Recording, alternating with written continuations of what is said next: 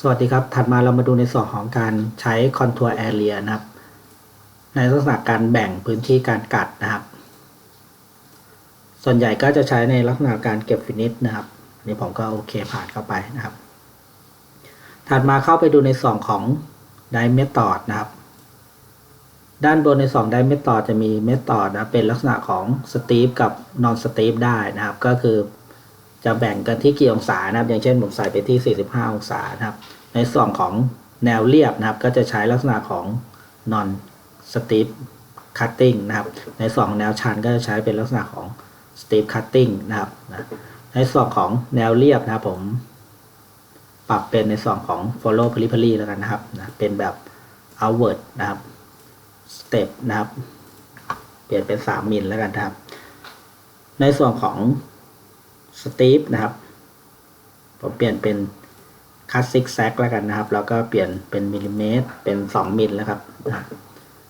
ถัดมานะครับด้านบนนะครับก็จะมีในส่วนของ overlap region นะครับก็สามารถตั้ง overlap ได้นะครับอย่างเช่น overlap กันที่จุด3อะไรเงี้ยนะครับแล้วก็ในส่วนของ order region นะครับผมเลือกเป็นลักษณะของ top level first นะครับก็คือไล่จากด้านบนลงมานะครับแล้วก็โอเคไปนะครับแล้วก็ลองทำการ generate ดูนะครับหรือว่าจะเลือกในส่วนของ specify cut area ด้วยก็ได้นะครับก็เฉพาะเจาะจงเฉพาะผิวด้วยก็ได้อะไรเงี้ยนะครับ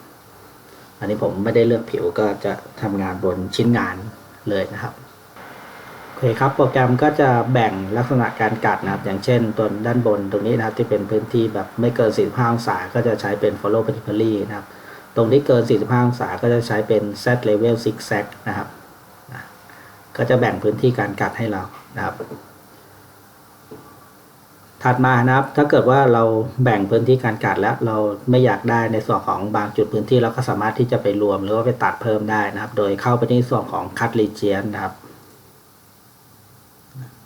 อันนี้ก็ข้อมูลที่เราใส่ไว้ในส่วนของ method นะครับก็จะขึ้นในส่วน cut region ก็สามารถที่จะ create region list ตรงนี้ขึ้นมาได้เลยนะครับเขาก็จะสร้างเป็นขอบเขตว่าแต่ละจุดที่แบ่งเป็นอย่างไรบ้างนะครับเราก็จะได้ขอบเขตตามรูปภาพนี้นะครับก็คือจุดที่1นะครับรันด้านบนเป็นในส่วนของ follow periphery นะครับจุดที่2นะครับก็รันในแนวชันลงมานะครับจุดที่3นะครับรันบริเวณนี้นะครับจุดที่4รันผิวเรียบด้านนี้นะครับจุดที่5นะครับก็คือตรงนี้สามารถที่จะแตกรากนะครับวางในตำแหน่งต่างๆที่เราต้องการได้นะครับอย่างสมมติว่าต้องการ1ตรงนี้นะครับแล้วก็2เป็นผิวนี้อะไรเงี้ยนะครับก็สามารถที่จะสลับขึ้นลงได้นะครับถัดมาก็สามารถที่จะตัดเพิ่มได้นะครับหรือว่าจะใช้ลักษณะของการเช็คทูลพาธหรือว่าใช้เมิร์กได้นะครับอย่างเช่นส่วนนี้นะครับส่วนนี้แล้วกันนะครับส่วนนี้ผมต้องการเมิร์กกับส่วนที่3คือเมิร์กกับส่วนนี้คือรวมกันนะครับผมใช้คำสั่งเมิร์กนะครับแล้วผมก็เลือกส่วนที่3นะครับแล้วก็โอเคนะครับทูลพาธของส่วนที่2กับส่วนที่3ก็จะรวมกันตอนนี้ก็จะเป็นส่วนของช่วงนี้ทั้งหมดก็จะเป็นในส่วนของ set level zigzag นะครับเมื่อเราเช็คหรือว่ารวมเนื้อออกมาเรียบร้อยแล้วนะครับเราก็โอเคออกมานะครับเมื่อเราทำการ generate ใหม่นะครับทูลพาธก็จะเป็นลักษณะของที่เรารวมเรียบร้อยแล้วนะครับโอเคครับจะเห็นได้ว่าตรงช่วงนี้นะครับจะเปลี่ยนเป็นซิกแซกนะครับแทนที่ต่ก่อนนี้เป็นลักษณะของ follow periphery นะครับอันนี้ก็อยู่ที่ว่าเราต้องการที่จะเข้าไปตัด cut region หรือว่า add cut region เพิ่มเติมหรือเปล่านะครับถ้าเกิดว่าไม่ต้องการก็ไม่จำเป็นต้องเข้าในส่วนของ cut region